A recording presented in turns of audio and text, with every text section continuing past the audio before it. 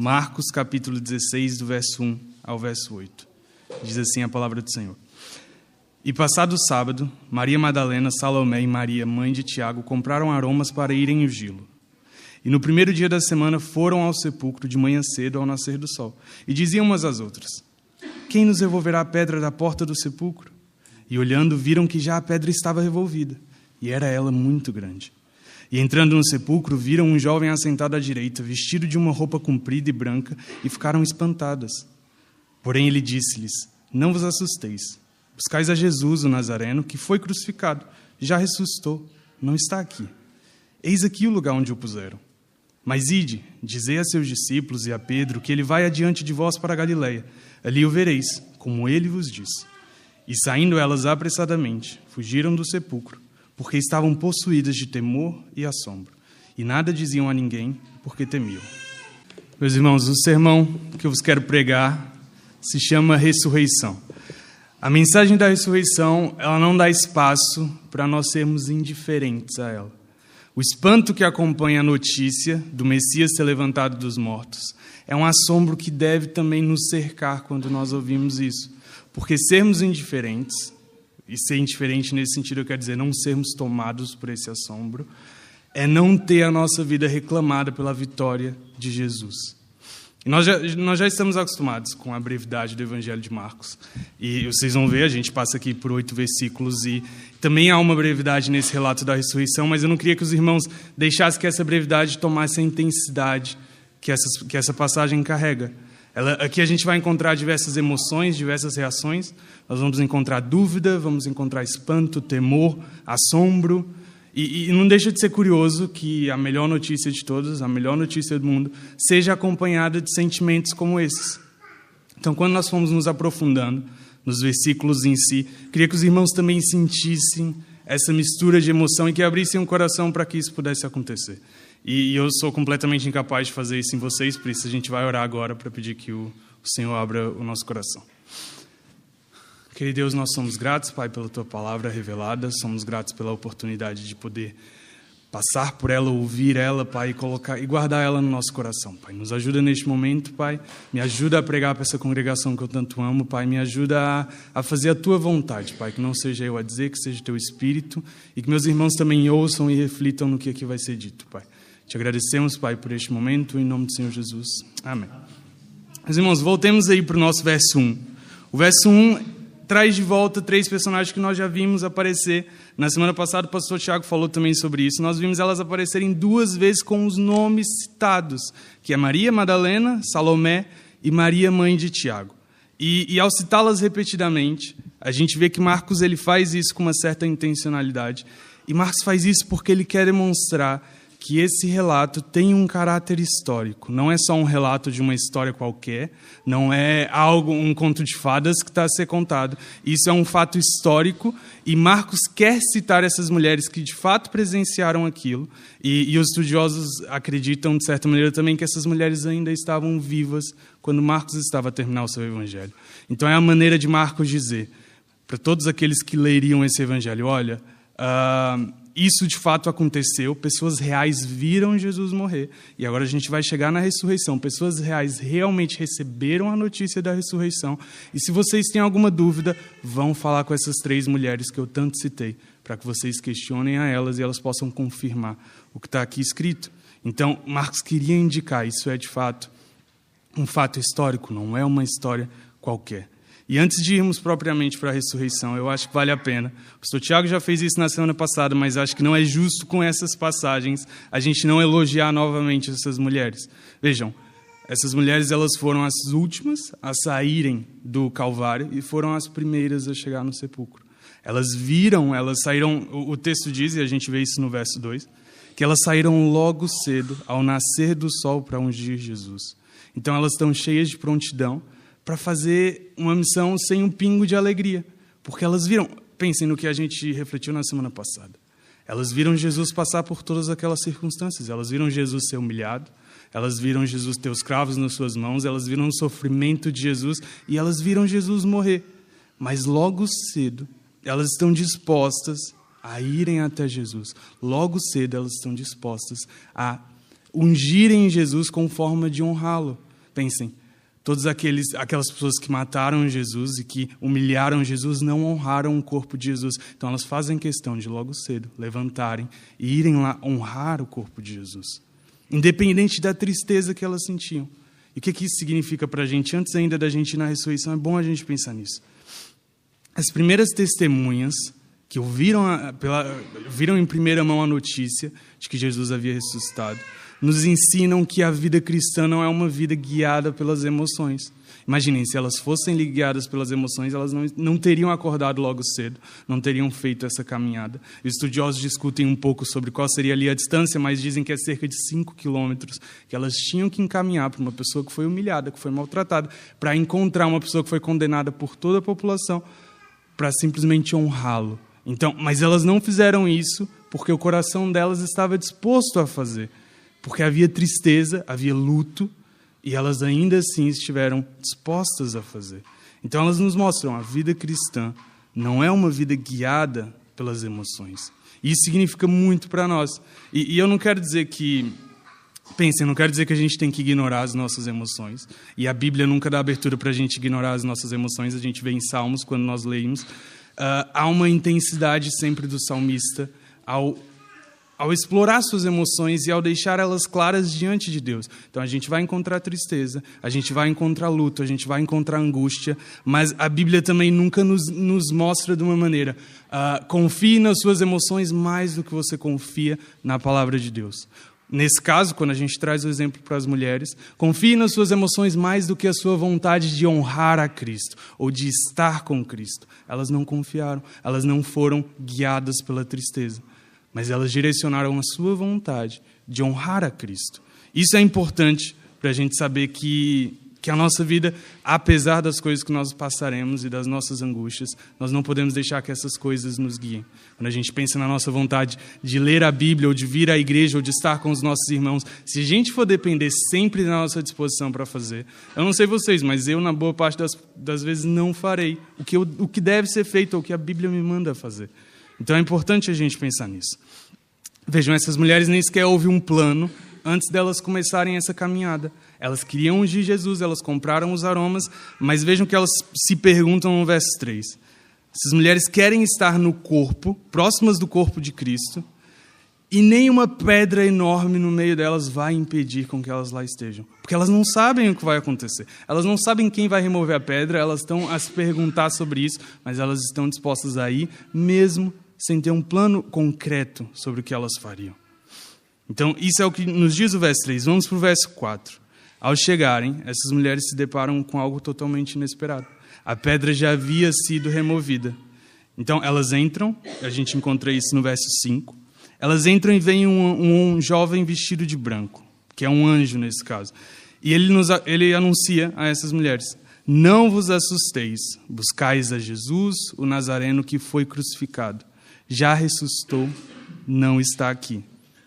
Vejam, aquelas mulheres que estavam cheias de dúvidas no caminho e que esperavam encontrar um cadáver para ungí-lo, elas descobrem que não há mais pedra no caminho, não há mais corpo, porque Jesus ressuscitou. E o anjo deixa claro para elas, e ele tenta trazer uma ênfase quando ele diz: olhem aqui o lugar onde deixaram o corpo de Jesus. Olha aqui o lugar onde deixaram ele. Não há mais corpo, porque Jesus ressuscitou de fato. E o anjo prossegue com um recado, ele diz: ide, dizei a seus discípulos e a Pedro que ele vai adiante de vós para a Galileia. Ali o vereis como ele vos disse. A gente encontra isso no verso 7. E é aqui mesmo que a gente vai trazer o foco da nossa pregação. A mensagem do anjo serve de consolo e encorajamento para Pedro e para os discípulos, para mostrar que a ressurreição é uma história de perdão e restauração para aqueles discípulos. Então, a boa nova do túmulo vazio é sobre um novo começo que aqueles discípulos receberam e que nós também recebemos, quando reconhecemos que Cristo morreu e ressuscitou dos mortos para nos salvar. Vejam, aqueles homens amedrontados que fugiram na hora da morte de Jesus recebem a mensagem de que Jesus os encontrará na Galileia. Então, é um novo começo para os discípulos, porque o mal que os discípulos fizeram ao fugirem amedrontados ou ao terem medo do que poderia acontecer. O Newton pregou para nós sobre Pedro quando ele nega 3 vezes. o nome de Jesus, o mal que eles fizeram nem se compara ao tamanho do poder que ressuscita Cristo dos mortos. Então, a mensagem é para trazer essa esperança também para os discípulos. E o verso 8 nos diz: as mulheres então fogem do sepulcro, carregadas de temor e assombro. E aqui é importante a gente focar um pouco na palavra assombro. A palavra assombro, e o pastor Tiago, quando pregou nessa Páscoa para a gente, ele trouxe também uma ênfase sobre essa palavra. Eu fui no original e eu percebi que o pastor Tiago tinha falado sobre isso, então é importante a gente olhar. A palavra assombro no original significa êxtasis, que é da êxtase que a gente também conhece no nosso português. E o que isso quer dizer? Em outras passagens a gente também encontra. Na maioria das vezes é sobre um choque ou um impacto que uma mensagem ou uma teofania ou uma maneira de Deus se expressar traz um impacto para as pessoas que recebem aquele momento ou que estão naquele momento. Então, a ideia de choque, de admiração está presente nessa êxtase e a ideia de admiração intensa também está presente nessa êxtase. E aqui é tão forte essa ideia de admiração que quando nós vamos, por exemplo, para o Evangelho de Mateus, ele diz que essas mulheres não tinham só temor, não tinham só assombro, mas elas tinham também alegria. E vejam, é uma mistura de sentimentos. A gente tem temor, inicialmente, quando elas viram um anjo. Então, pensem o que essas mulheres passavam. Elas passavam com dúvidas, não sabiam muito bem o que poderia acontecer. Elas entram, veem que há um anjo. O anjo causa um espanto nelas, e a gente vê isso aqui escrito. Depois, essas mulheres sentem um assombro, um temor, porque elas fogem com a notícia de um Jesus ressuscitado. E elas ainda sentem, junto dessas emoções, alegrias. Então, há uma mistura de emoções aqui. E o que eu quero dizer para vocês é que não é possível que a gente passe por passagens como essa e não cause nenhum tipo de emoção, nenhum tipo de êxtase dentro de nós, nenhum tipo de reação parecida com a dessas mulheres. Vejam, se a morte e a ressurreição de Cristo não é algo que nos traz esse espanto, não é algo que nos traz esse assombro, é porque nós não compreendemos completamente o que a morte de Cristo quer dizer.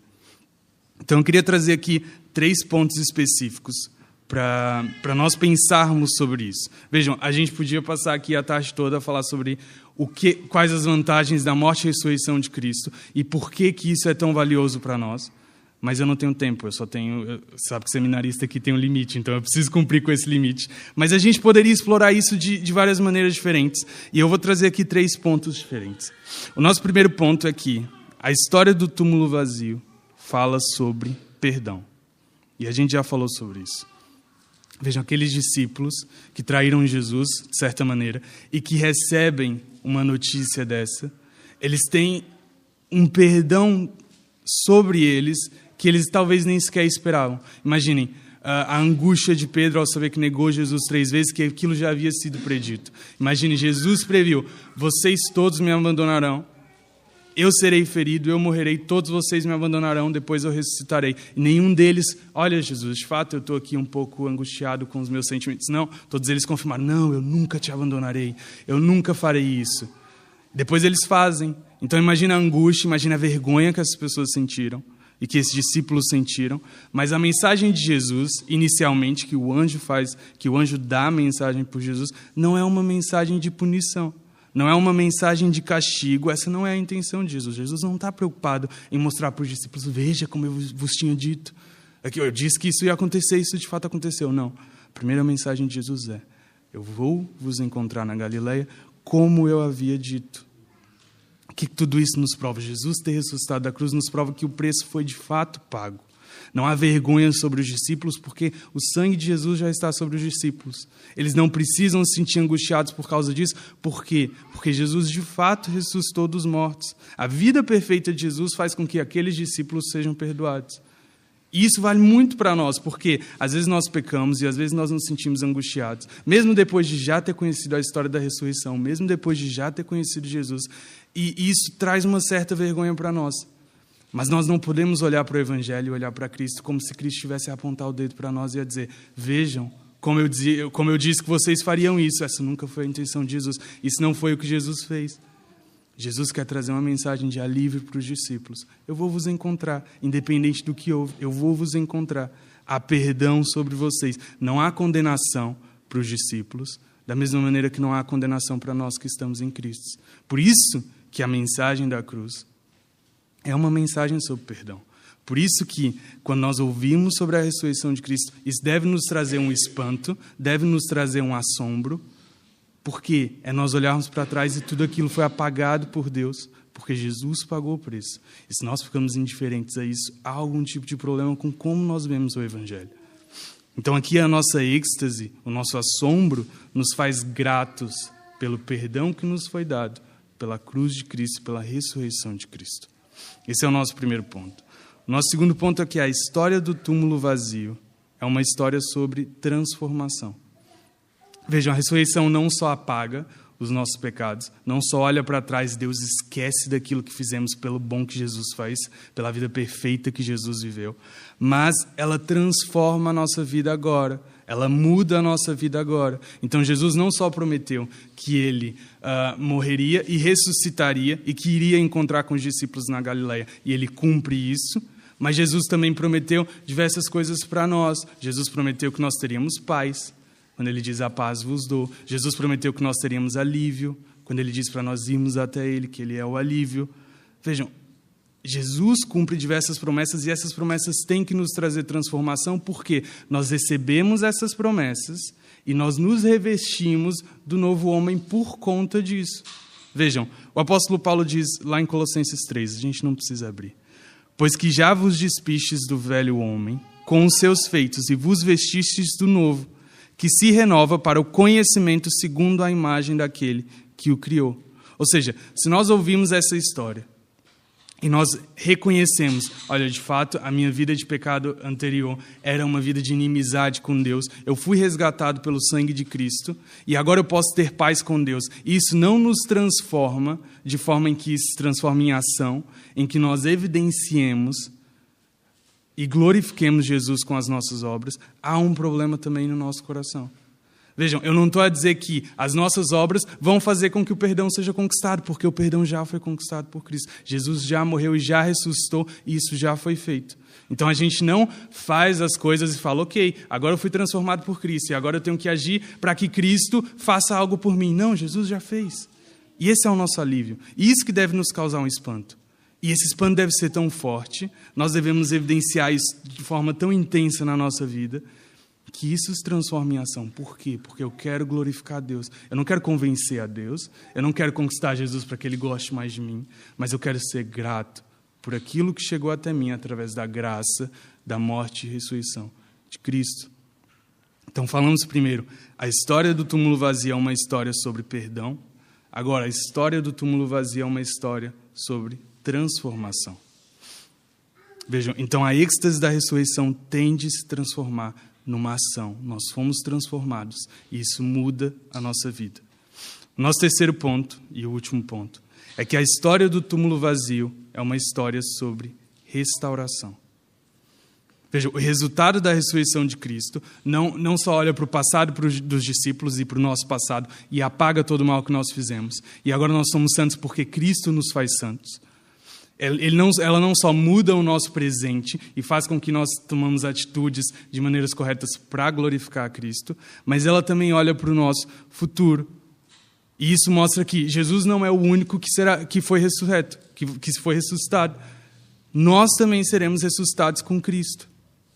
E nós temos que ter essa consciência. Então vejam, o que Jesus diz, por exemplo, em João 14. No verso 2 e no verso 3 de João 14. Vou preparar-vos lugar. E se eu for e vos preparar lugar, virei outra vez e vos levarei para mim mesmo, para que onde eu estiver estejais vós também. E eu queria que os irmãos pensassem nisso hoje, o quanto que nós acreditamos de fato que há um lugar preparado para nós. E eu não estou a dizer só de dizer, porque é muito fácil de dizer: ok, eu vou para o céu, vou estar com Jesus, vou estar com Deus. Mas o quanto que as nossas ações e a nossa vida representa o que de fato nós acreditamos de que há um lugar preparado para nós.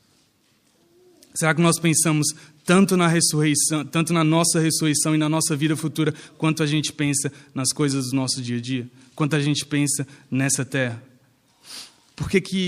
Pensem, por que é tão difícil nós termos que lidar com sofrimento ou com angústias ou com enfermidades? E se a gente for colocar de uma maneira ainda mais simples, por que é tão difícil fazer o correto quando a nossa reputação está em causa? Por que é tão difícil a gente evidenciar o que a palavra diz quando a gente pensa, olha, mas será que eu vou perder aquilo? Será que fulano vai olhar estranho para mim? Será que isso vai me colocar numa condição difícil? Por quê? Porque, no fim das contas, a gente olha demais para essa terra caída e olha muito pouco para a terra que foi prometida por Jesus, para as promessas que Jesus fez, para o futuro que Ele nos prometeu e para o lugar que nós temos preparados. Então, vejam, se Cristo ressuscitou, o nosso futuro é muito maior do que qualquer coisa que nós podemos ter aqui. E é para lá que nós temos que olhar. Nós olhamos para o passado com gratidão, porque Jesus morreu e ressuscitou e cobriu todos os nossos pecados. Nós mudamos as nossas atitudes no nosso dia a dia, mas nós olhamos para um futuro que há preparado para nós. Essa não é a nossa vida, meus irmãos. Nós não vivemos para isso. Ninguém tem que viver mal, ninguém tem que deixar de pensar no seu dia a dia, mas isso não é o nosso futuro. Nós não temos que construir nada aqui, porque nada que está aqui de fato vale. Nós temos que construir coisas para o reino, nós temos que construir olhando para Cristo e para o lugar que nos foi preparado. Então, a êxtase da ressurreição, nesse aspecto, ela nos faz olhar para um futuro e ansiar por esse futuro. Não ansiar por um futuro onde a minha vida nessa terra esteja melhor, onde as minhas condições sejam melhores, onde o meu plano dê certo e onde aquilo aconteça. Não, nós não deixamos de fazer planos, nós não deixamos de dar valor para isso. Mas o nosso anseio, de fato, o nosso coração, de fato, tem que ser alimentado por um futuro onde nós estaremos com Cristo. Onde nós também seremos ressuscitados e viveremos uma vida nova com Ele. Porque essa não é a nossa vida. Então, a êxtase da ressurreição nos faz olhar para o futuro e ansiar por ele. E eu queria, para a gente poder terminar, eu vou ler o que o apóstolo Paulo diz em 1 Coríntios 15. Também é um capítulo que a gente podia ler, para a gente passar por ele todo, porque é maravilhoso o que o apóstolo Paulo faz aqui. Mas eu vou ler só do verso 16 ao verso 19. O apóstolo Paulo diz: porque se os mortos não ressuscitam, Cristo também não ressuscitou. E se Cristo não ressuscitou, a vossa fé é inútil, e ainda estáis nos vossos pecados. Logo, os que morreram em Cristo também estão perdidos. Se a nossa esperança em Cristo é apenas para essa vida, somos os mais dignos de compaixão de todos os homens. Então, a ênfase do apóstolo Paulo, pelo menos nesse verso 19 aqui no fim, se a nossa esperança em Cristo é apenas para essa vida, se a sua esperança em Cristo é apenas para essa vida de eu confio que Cristo me dará uma vida melhor, eu confio que Cristo melhorará a minha vida financeira, eu confio em Cristo que as coisas acontecerão. Meus irmãos, o apóstolo Paulo está a dizer, vocês merecem mais compaixão que todo mundo, porque vocês só vivem para isso. Isso é muito pouco. Cristo não tem só isso preparado para nós. Cristo tem as bênçãos aqui preparadas para nós e é verdade, nós temos que olhar para elas. Mas não é isso, é muito pouco. Cristo tem muito mais para nós. Cristo tem uma vida futura onde nós veremos com Ele. E é para lá que nós temos que olhar. Nós vamos ser angustiados nessa vida, nós vamos sofrer nessa vida. E nós vamos passar também por momentos bons, mas nada disso se compara para o que nós temos preparado. É para lá que nós temos que olhar. Essa é a nossa vida. Nós não temos que olhar para as conquistas desse mundo, para as glórias desse mundo. Nós temos que olhar para o que Cristo preparou para nós. Então eu queria que os irmãos pensassem nisso. Nessa semana é uma semana de festas. Alguns irmãos querem que a semana acabe logo, que o ano acabe logo para começar tudo de novo. Tem gente que já está meio cansada assim, desse tempo final de ano. Ok.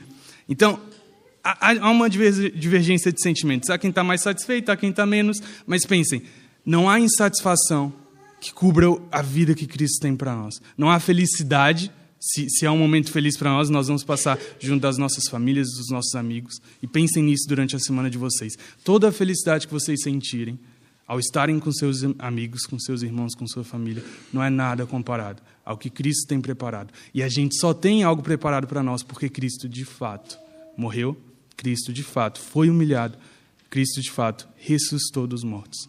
Então a gente só tem que continuar confiando nisso e ter a convicção de que nada nessa terra vale tanto quanto honrar a Deus, honrar a Jesus Cristo e a sua morte na cruz.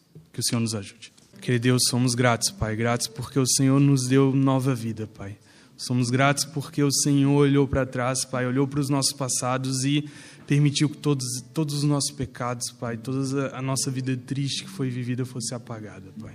Porque agora temos vida nova em Ti, Pai. Nós temos vida nova em Cristo, Pai.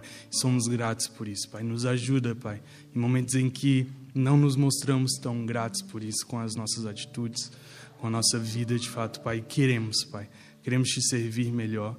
Queremos cantar melhor de que o Senhor nos deu nova vida, Pai. E fazer com que a nossa vida seja um cântico para Ti, de forma que Te glorifique, Pai. Nos ajuda, Deus. Nos ajuda nessa missão, porque não conseguimos sozinho, Pai. Só conseguimos com a ajuda do Teu Espírito, Deus. Pedimos tudo isso, Te agradecemos, em nome do Senhor Jesus. Amém.